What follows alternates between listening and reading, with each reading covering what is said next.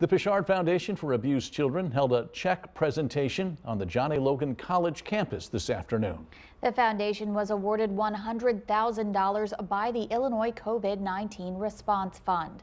They will distribute that grant money to 18 different agencies across southern Illinois.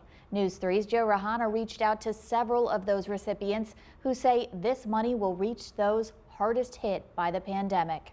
When I first started, our numbers were around 200, and they've definitely doubled in the last couple of years. Caritas Interim Associate Director Jessica Hutton says this increase in caseloads creates a constant need of more people and more resources. We have a lot of kids in foster care, and during this time I think it's even more important to be vigilant about what the needs are, because people are staying at home and not getting out as often. So we're doing our best to make sure that they are checked in with regularly and making sure they have all the resources they need to thrive right now. Caritas is a nonprofit social service agency with a half a dozen locations serving more than 40 counties south of Effingham.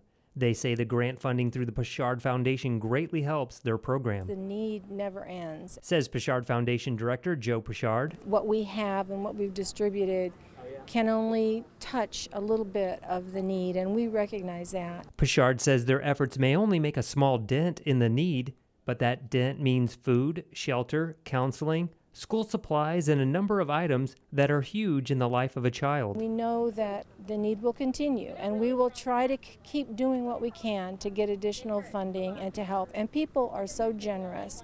People in southern Illinois want to help. The Peshards together say the need is always greater than the resources, especially when it involves children. Particularly with the abused, neglected, and abandoned children and their families. But we have to try.